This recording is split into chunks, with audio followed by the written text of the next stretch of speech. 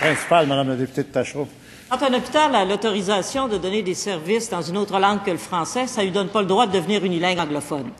Au Royal Victoria du CUSUM, une patiente n'est pas capable d'avoir des soins en français malgré ses plaintes auprès de l'hôpital. S'il y a une chose qui est importante pour un patient, c'est d'être capable d'être compris par le personnel soignant de l'hôpital lorsqu'elle doit expliquer ses douleurs. Mais c'est tout aussi important pour la patiente et sa famille de pouvoir comprendre les explications des infirmières et des médecins. Nous avons toutes les raisons de croire que cet exemple s'est produit plusieurs fois et se répète encore dans de nombreux services.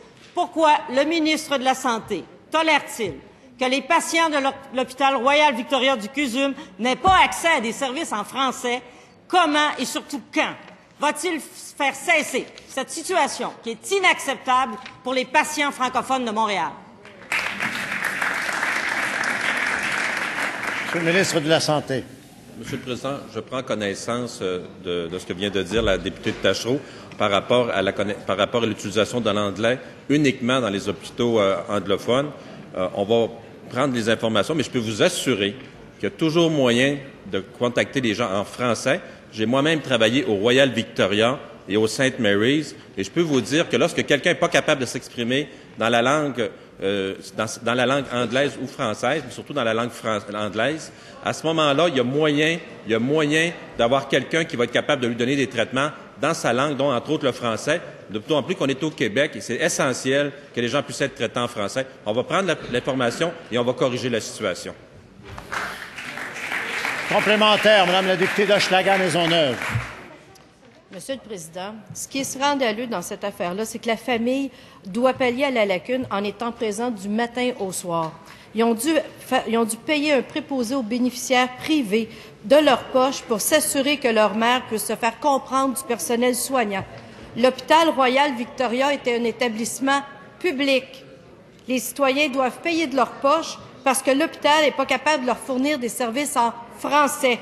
Quand le ministre va faire cesser cette situation qui est acceptable, particulièrement. Monsieur le ministre de la Santé. Monsieur le Président, la réponse est claire et simple. Ils doivent être capables de recevoir des soins en français et on va s'organiser que ce soit comme ça. Ça peut être un cas exceptionnel dans un moment exceptionnel, mais même ça, on ne le tolérera pas. On va intervenir au niveau de l'établissement. Principal, Monsieur le député de Drummond. Complémentaire? Complémentaire, Monsieur le député de Drummond. Présente une situation, Monsieur le Président, c'est toujours exceptionnel, alors qu'on sait très bien qu'en général, ça ne l'est pas, c'est assez fréquent, et il est totalement inacceptable et dangereux qu'une patiente francophone ne puisse pas recevoir immédiatement des soins en français. Est-ce que la ministre responsable de la Charte de la langue française a demandé à ses collègues de s'asseoir et de trouver des solutions immédiates et permanentes à ces situations? Bravo. Monsieur le ministre de la Santé. Monsieur le Président, je viens de répondre. Les services doivent être donnés en français lorsque la personne le demande. Ils vont être donnés en français. Ça, je peux vous le garantir. Par contre, je peux vous le dire, on n'a pas besoin de les transférer à Plattsburgh pour recevoir des traitements. On donne nos traitements en français et au Québec actuellement.